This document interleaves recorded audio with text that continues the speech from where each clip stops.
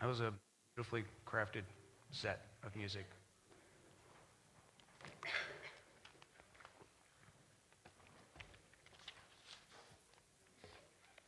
On Tuesday night, my wife Fred and I, we went to a WorldLink leadership meeting. And you remember Jack Nelson. He occasionally fills the pulpit when I'm out, and we support him as a church. He leads WorldLink, obviously, president, and travels all over the world. And he was hosting a meeting with supporters to update supporters on what's going on, their support needs, of course, but also plans in progress. And WorldLink has been growing exponentially, even during COVID, and that's primarily because they partner with indigenous missionaries. And indigenous missionaries stay where they are because they live there, and they speak the language, and they remain in their country even during a pandemic. And so Jack had just returned from a trip to Southeast Asia. Throughout the whole evening, he just related story after story of God's provision in places like Thailand, Cambodia, and Vietnam. Stories about missionary partners who are braving persecution, government censure, and resistance to take the gospel to people who have never had the chance or the opportunity to hear about God's love through Jesus Christ before. Stories we heard about individuals overcoming idolatry, addiction, fear, and brokenness to give people hope in Christ in some of the poorest and most restrictive places on the planet. Stories about Christians we heard jamming into very small kitchens, out on shrimp boats in Thailand, and even on a floating island. It was a fascinating story and pictures that we saw. And after we left, Fred and I, we were just blown away by the way that God provides. God was providing redemption for thousands of people all over the world. And of course, we shouldn't be surprised at that at all, because that's just what God does. God provides. In fact, that's what the book of Ruth is all about. And today we're concluding our study in the book of Ruth, our 4-week journey through that beautiful story of redemption that illustrates how God's invisible hand provides for his people. And if you've missed one, or God forbid you've missed the whole series and this is your first message in the book of Ruth, the end, I know, is not the ideal place to start, but sometimes you need to be enticed by how something ends to provide the motivation to start. So if that's you, don't head for the exit. Hang in there. And I hope today's message will whet your appetite to go back and listen to the other 3 messages of this great book of the Bible. But in any case, let's begin with a recap, as I do each week, of what's already happened. The book opens introducing us to a typical Jewish family of 4 that's living around 1200 BC in Bethlehem, southern Israel. And due to a famine, they decided to move away from Moab to the other side of the Dead Sea. We discovered that was a dubious decision, that was disobedient and lacked faith in God. And while in Moab, the husband, whose name is Elimelech, he dies, and their 2 sons grow up, and they went on to marry Gentile Moabite women. But after 10 years, both of the boys died as well, without having any children through their Moabite wives. And so Naomi, the wife and the mother of Elimelech, who's now a widow, decides to move back to Bethlehem, and one of her 2 daughters-in-law, whose name is Ruth, chose to go with her. And Ruth expresses devotion to Naomi and faith in the God of Israel as her reasons for accompanying Naomi back to Bethlehem. And upon return, the 2 women face financial hardship. So in chapter 2, Ruth goes out to search for food and happens to discover a field belonging to a relative of theirs, a relative of Naomi, whose name is Boaz. And it becomes apparent that this just didn't happen by chance, that God providentially led Ruth to Boaz's field to glean grain to feed their starving household. And it becomes apparent that Boaz is kind, he's gracious, he's a godly man who provides plenty of grain for both Ruth and for Naomi. He's careful to always provide for her too, not just once, but throughout the entire harvest season. But by the end of chapter 2, we read that the harvest is coming to a close. It's ending, and winter is coming, and these two widows are going to need a much more permanent solution in order to survive. And so in chapter 3, Naomi set her sights on Boaz to be their kinsman redeemer. A kinsman redeemer, we found, was a male relative who, according to the Mosaic law, had the privilege or the responsibility to act on behalf of a relative who was in trouble, danger, or need. And Naomi and Ruth qualified to be redeemed under the kinsman redeemer law of the Mosaic covenant. And so Naomi instructed Ruth to dress and perfume herself in order to entice Boaz on the threshing room floor in the middle of the night. But Boaz, he didn't pay any attention to Ruth's appearance. He was ready to redeem her, not because she looked and smelled like a model, but because she modeled godly character. She was a woman of noble character. We found out in Hebrew that's Isha Chayil, the same word that's used for Proverbs 31 woman. And Isha Chayil is the subject of Proverbs 31. And that virtue that Ruth possessed, Boaz found quite attractive. And so Boaz treated Ruth with respect and purity. His courtesy and chivalry heightened the romance and fueled anticipation that he would actually act to redeem Ruth under the kinsman redeemer law. But as the chapter came to an end, our hopes were dashed, as you recall, when we learned that Boaz could not redeem Ruth. There was a kinsman redeemer, had to be the nearest male relative, and it broke our hearts to find out that Boaz was not that man. There was a relative who was closer in kin to Naomi than Boaz was. And so chapter 3 ended in suspense. Could Boaz succeed in gaining the right of redemption? Would Boaz marry Ruth, or would this other no-named guy do it? And chapter 3 left us hanging there, eagerly waiting for the conclusion. And so now we are here for the conclusion. Let's find out what happens. So turn, if you would, to Ruth chapter 4, and we're going to read the first 12 verses. Ruth 4, verses 1 to 12, and if you're using the Pew Bible, page 260, if you're at home, Google it. You'll be there just as quickly.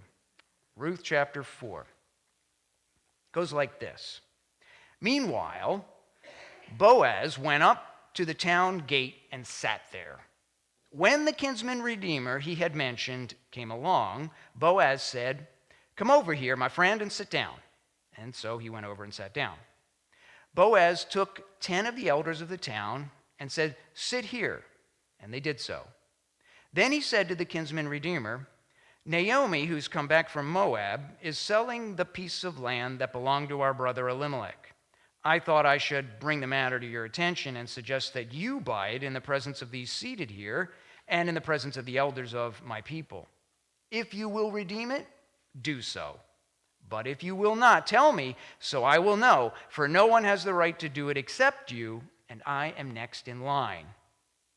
"I will redeem it," he said. Then Boaz said, "On the day you buy the land from Naomi and from Ruth the Moabitess, you acquire the dead man's widow in order to maintain the name of the dead with his property." At this, the kinsman redeemer said, "Then I cannot redeem it, because I might endanger my own estate. You redeem it yourself. I cannot do it." Now, in earlier times in Israel, for the redemption and transfer of property to become final, one party took off his sandal and gave it to the other. This was the method of legalizing transactions in Israel. So the kinsman redeemer said to Boaz, "Buy it yourself." And he removed his sandal. Then Boaz announced to the elders and all the people, "Today you're witnesses that I have bought from Naomi all the property of Elimelech, Kilion, and Mahlon. I have also acquired Ruth the Moabitess, Mahlon's widow, as my wife, in order to maintain the name of the dead with his property, so that his name will not disappear from among his family or from the town records. Today you are witnesses." Then the elders and all those at the gate said, "We are witnesses. May the Lord make the woman who's coming into your home like Rachel and Leah, who together built up the house of Israel. May you have standing in Ephrathah and be famous in Bethlehem. Through the offspring the Lord gives you by this young woman, may your family be that like of Perez, whom Tamar bore to Judah." So after Boaz leaves the threshing floor at the end of chapter 3, he's a man on a mission. Right? He's determined to marry Ruth. But whether he does or not depends upon the decision of this third person, the nearer kinsman. Okay? So we know that Boaz is not in control of the outcome right now. But he's not sitting on his hands either. Okay? He's got a plan. He's developed a plan. That morning, he goes right to the town gate. Now, that's an important place. The town gate was there's one in every ancient city. It was the place between the outer and the inner walls that served as kind of like the town hall and the courthouse. And this is where business and the civil matters were all settled in the presence of the elders. It was all confirmed. But Boaz seemed to know here that the relative that he had in mind that was nearer in kin was going to pass by. Well, there's not a lot of entrances and exits into a city, so maybe it wasn't so unusual at all. He knew that he would be passing through, and this man had the right of first refusal to redeem Elimelech's land and Naomi.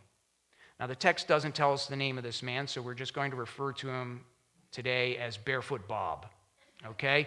Because as we're going to see, he's going to lose a shoe in this deal, okay? Boaz had Barefoot Bob come over and sit down, and then he gathered all the 10 elders together, and they sat down in order to be the witnesses to this transaction about what he was about to propose. Now notice that Boaz, he deals really honorably with Barefoot Bob. He's not trying to intimidate him, thug him, beat him up or threaten him in any way, shape, or form. He doesn't disrespect him or disparage him because Boaz respects the law, which gave Bob the priority over him. And that priority had to be legally adjudicated before Boaz could act.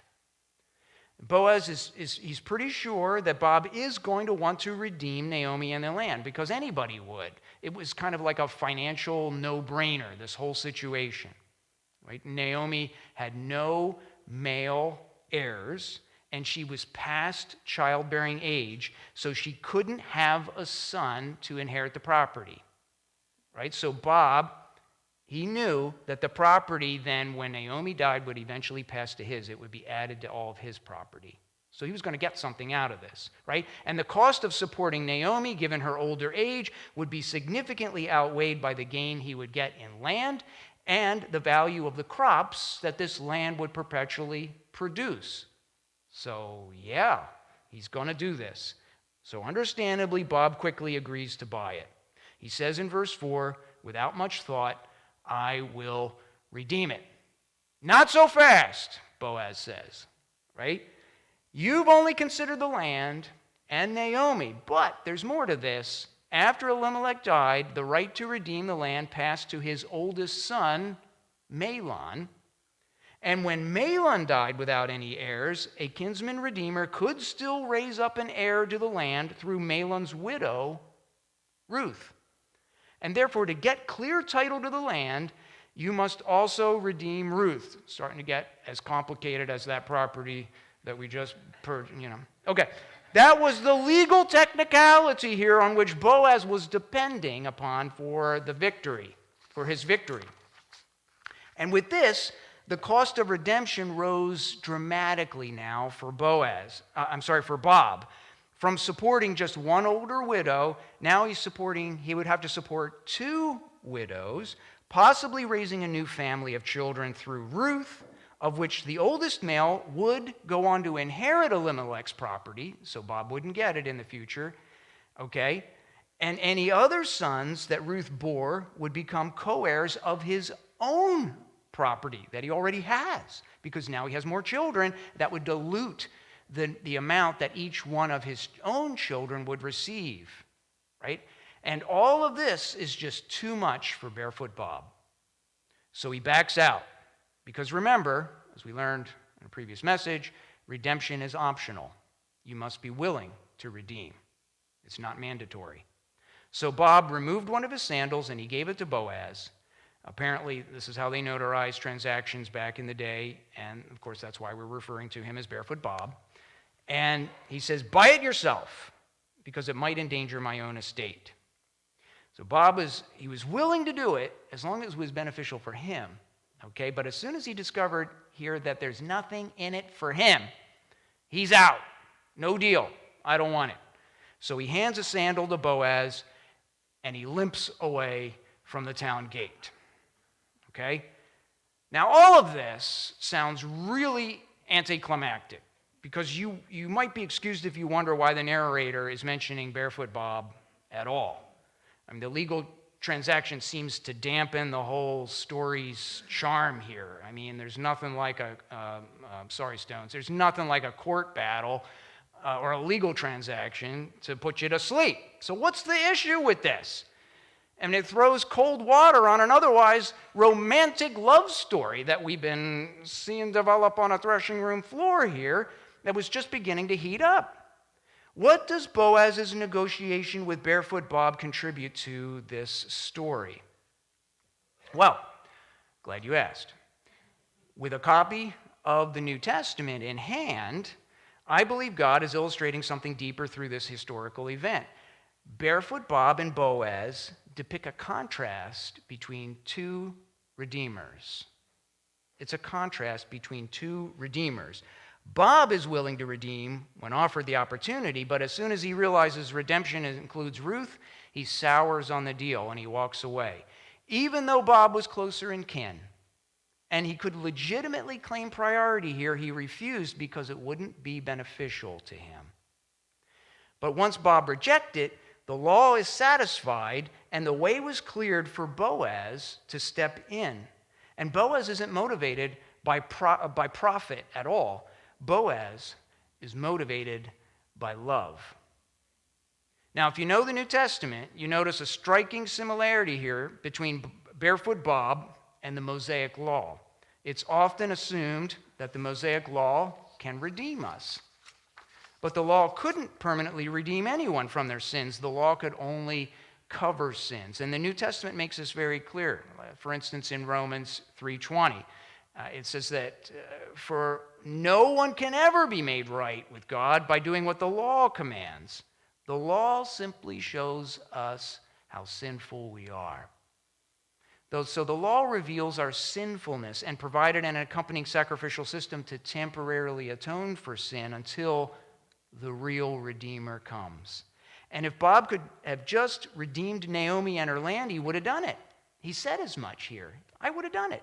And Naomi probably would have lived out whatever days she had left of her sad, bitter life, staying in Bob's mother-in-law's suite, knitting scarves and selling them on Etsy.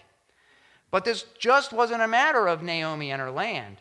There was Ruth too. And when Ruth agrees to come to Bethlehem with Naomi, clear title of the land requires redeeming Ruth as well. And Ruth needs a redeemer who would love her enough, not just to pay the price, but to marry her and raise up an heir, all of which would require risk and sacrifice on the part of the redeemer. And Bob wasn't able, or he wasn't willing, probably because he was previously married, he had children of his own, whose inheritance would be devalued with additional heirs. But Boaz wasn't married, and so he was able, he was free, he was affluent, he was willing, and when Bob stepped aside, he became the next kinsman in line. Barefoot Bob, he can't bring himself to do the right thing because his personal interests got in the way. But Boaz, he's willing to take the risks and bear the burden out of love. It's a dramatic contrast between the two. And that contrast between Bob and Boaz reminds us of the contrast between law and grace. Listen to the Apostle Paul in Romans 8:3. He says, "For what the law was powerless to do because it was weakened by the sin nature, weakened by the flesh, God did by sending his own Son." Right? The law never had the power to redeem because of self-interest, the flesh. It took Christ, the Son of God, who was motivated by love, to do it by grace.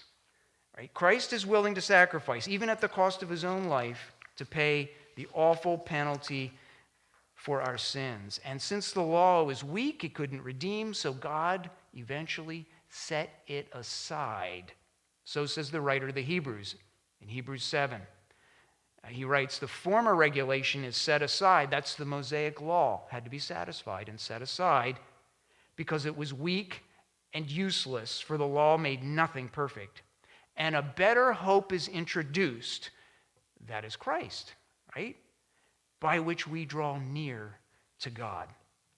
And this is the stark difference that's illustrated here, I think, with New Testament in hand between law and grace, Bob and Boaz. So Bob takes off one sandal, and he limps away from the town gate. The elders, they witness the transaction. It's official. It's legit. And Bob becomes known as Barefoot Bob. And now the elders, they seem pretty happy with this transaction, if you notice, right? Like they were rooting for Boaz all along, interestingly enough, because they pray for a series of 3 blessings to be bestowed on Boaz. First, the elders pray, and I'm in verse 11, they pray that Ruth becomes like Rachel and Leah, who gave Jacob 12 sons, and from whom the whole nation of Israel was descended. Now, think about what they're saying here. This is no minor blessing that they are bestowing upon Ruth. They're asking for Ruth to be as significant as those 2 Jewish matriarchs who founded the entire nation. What kind of prayer is that? It's unbelievable, isn't it? To be like the 2 women responsible for founding the entire nation, this Moabite woman, right? Clearly they have accepted Ruth, a foreigner, as part of the Israelite community. And this goes way beyond even simple acceptance of her into the Jewish community. They're praying for Ruth to be elevated to historic recognition as a founding matriarch. It's outrageous what they're asking and praying for here. And then second, the elders here pray for Boaz. They pray that he'll have standing in Ephrathah and be famous in Bethlehem. Now, Ephrathah was an ancient name of Bethlehem. Well, Boaz is already a man of standing. It's well known. Chapter 2, verse 1, everybody knows Boaz, and he's a great guy. But now the elders are asking that Boaz become even better known through his offspring. Is there a descendant of Boaz from Bethlehem who achieves fame? Well, the genealogy at the end of the book reveals the answer to this, of course. King David, who's coming. And finally, the elders offer a prayer that Ruth produce a family like that of Perez, whom Tamar bore to Judah. Now, you have to know a little bit of Old Testament history to appreciate this reference, because if you don't, you might go, oh, what a sweet blessing they're asking here. But if you know the story, you wouldn't think this is so sweet. And you might even think that the elders are trying to embarrass Boaz by what they're saying here. Because Perez was the son of a sex scandal in Genesis chapter 38. And there are actually many parallels between Boaz Ruth and Judah Tamar. If you don't know that story, you're going to have to look it up for yourself later. But to summarize, it was a foreign woman seeking a redeemer through the Levirate marriage law, both of them. But it's way more than, it's way more than we're going to be able to handle this morning. Suffice to say that God used Tamar and her scandalous tactics to perpetuate the family line of Judah, and it worked. Ruth almost used scandalous tactics, but Boaz wasn't tricked because he was a man of character. But it worked, right? Again, it works out. And God used it to perpetuate the family line. So, will the elders' 3 prayer requests for Ruth to be fruitful, Boaz's descendant to be famous, and their offspring to preserve Israel be answered? Will the elders' prayers be answered? That is the subject of the last part of the story. And we'll finish it out in verses 13 through 22. So grab your scriptures again and follow along. And we'll see how this all turns out. So Boaz took Ruth, and she became his wife. Then he went into her, and the Lord enabled her to conceive, and she gave birth to a son. The women said to Naomi, "Praise be to the Lord, who this day has not left you without a kinsman redeemer. May he become famous throughout Israel. He'll renew your life and sustain you in old age. For your daughter-in-law, who loves you and who is better to you than 7 sons, has given him birth." Then Naomi took the child, laid him in her lap, and cared for him. The women who were living there said, "Naomi has a son," and they named him Obed. He was the father of Jesse, the father of David. This, then, is the family line of Perez. Perez was the father of Hezron. Hezron was the father of Ram. Ram, the father of Amminadab. Amminadab, the father of Nahshon. Nahshon, the father of Salmon. Salmon, the father of Boaz. Boaz, the father of Obed. Obed, the father of Jesse. And Jesse was the father of David. End of book. The answer to the elders' prayers is so exciting, it's really beyond anything that we could have anticipated. Right? So Boaz, of course, takes Ruth as his wife, and in verse 13, we're told that he went to her, and the Lord enabled her to conceive. Notice here that the text doesn't have any problem with telling us when they had physical relations. So if we were wondering if the text was shy in chapter 3 about saying what happened, we don't have to wonder. They don't have any problem telling us when it happened. And so this must have been the first time, or we would have heard about it. Okay? So they had not been intimate before on the threshing room floor. But more importantly, it says here that the Lord enabled her to conceive, which implies that she was previously unable to conceive. Because remember, Ruth was married for 10 years in Moab to Mahlon, and they didn't have any children. She wasn't able to have children. Okay? That's important. Because now the Lord reverses that, and she becomes pregnant. And this kind of reminds us of the Old Testament matriarchs who only conceived with divine intervention. Right? It reminds us of Abraham's wife, Sarah, and Isaac's wife, Rebekah, and Jacob's wife, Rachel. Because opening the womb is one of the ways in which God indicated that a child would be a significant participant in fulfilling God's covenant promises. And this will be true in Ruth's case too, as we're going to see with the genealogy at the end. And it should be, highlighted. Covenantal promises will be fulfilled here because the miraculous birth is an indicator. Right? And it sounds like an answer to the elder's prayer here for Ruth to be elevated to the status of the founding matriarchs of the nation. But first, the women of Bethlehem have something to say about it. In verse 14, the women praise the Lord for giving Naomi a kinsman redeemer. Now, don't miss this. Who gets the kinsman redeemer? Who are they praising for this, right? It's not just Ruth who's redeemed. Naomi is redeemed here, they're saying. Right? In fact, a case can be made that this entire book is just as much about Naomi as it is about Ruth. We could name this whole book Naomi Ruth, right? Or Ruth Naomi if you want. It's not just about Ruth. It's about redeeming Naomi too. Right? Naomi is going to be cared for and provided for by Boaz also. Naomi, we said, has much in common with the nation of Israel. It's her relationship to the kinsman redeemer that is primary and essential, because without it, Ruth has no standing. Ruth has no standing without Naomi. She'd just be a Gentile girl in Moab that we'd never read about. It's her relationship to Naomi, to Israel, that is providing redemption for her. Right? In terms of Romans chapter 11, Naomi is the natural branch in the tree of covenantal promises to Israel, and Ruth is the wild branch grafted in. Okay? Kind of tying this together for you. Even though Naomi was disobedient, lacked faith, left the land, and sought redemption by works, she's beloved for the sake of the forefathers. And if the natural branches are hacked off, Romans 11 says, be careful, because they can easily be naturally grafted back in. She disobeyed, but now she will receive mercy through the mercy shown to Ruth. And so Boaz ends up redeeming both a Jew and a Gentile. Boaz ends up redeeming both Jew and Gentile. And this kind of has the ring, the sound of the New Testament gospel, doesn't it? Remember, Paul said, Romans 1:16, "For I am not ashamed of the gospel, because it is the power of God that brings salvation to everyone who believes." Who first? The Jew, and then to the Gentile.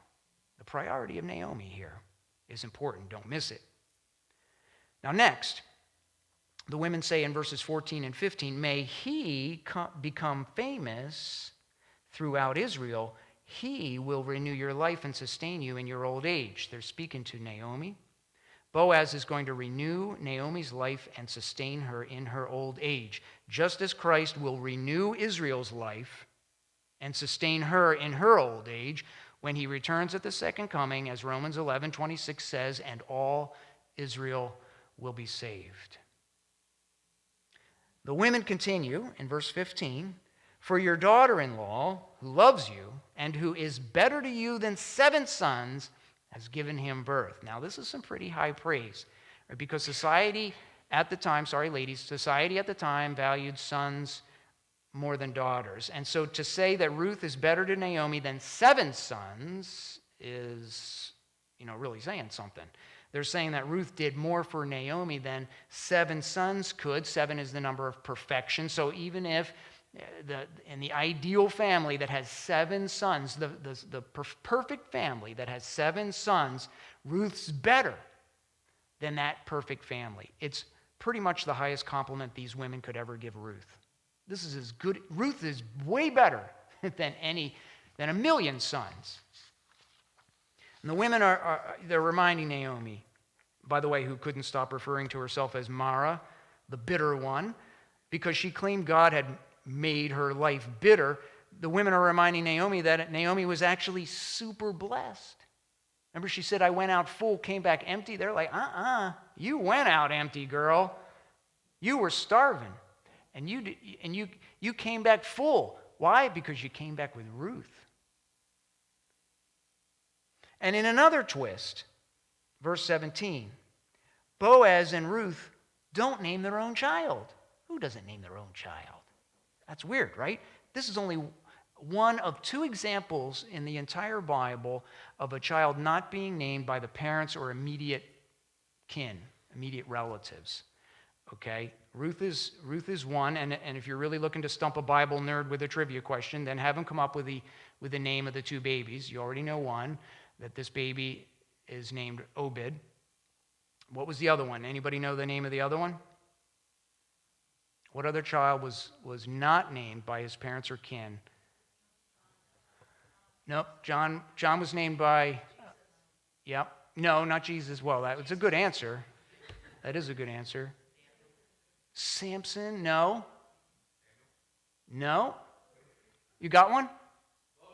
Moses! And I know why you know, because you have the notes back there. I called you out.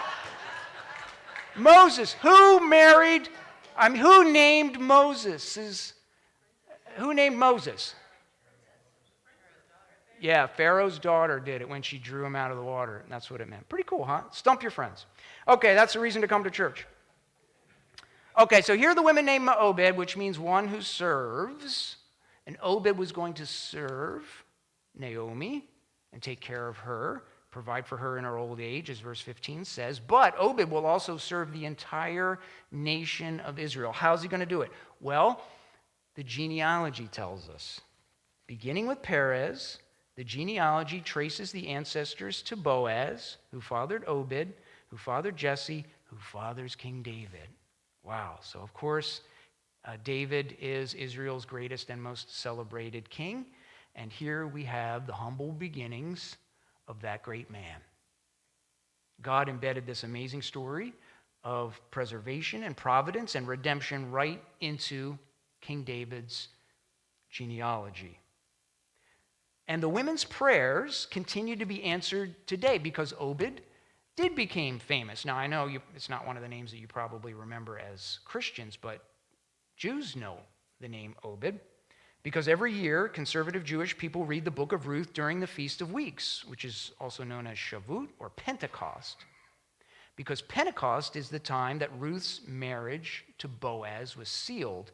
It was sealed during the festive harvest season, just as the barley harvest was beginning. Pentecost was the time that the Jewish people celebrated God's provision of grain. Store that in your RAM. We'll talk about it in a minute. And that provision of grain, that reminder of grain, brings us full circle Because remember, the provision of grain is an extremely important theme in this entire book of Ruth. Because remember, in chapter 1, the Elimelechs left Bethlehem because there was no grain.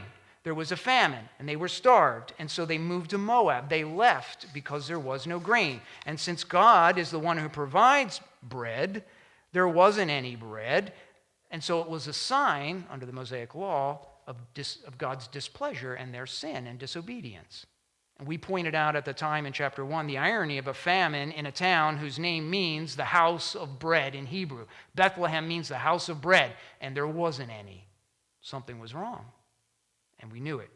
And that irony was intentional because it highlighted the poor choices of Israel in the days of the judges, and in particularly the poor choices of the Elimelechs.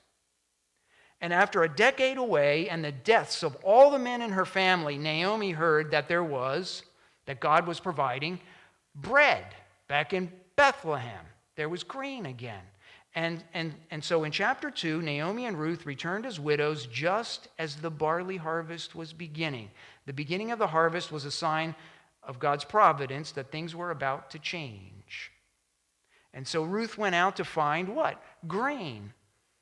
She went out to find grain. And she happened upon a barley field that belonged to Boaz, and Boaz let her glean throughout the entire harvest. But then that harvest we knew wouldn't last for long. We're left to wonder, where are they going to find bread in the winter? And so in chapter 3, the harvest was winding down, and there's a huge pile of grain on the threshing floor.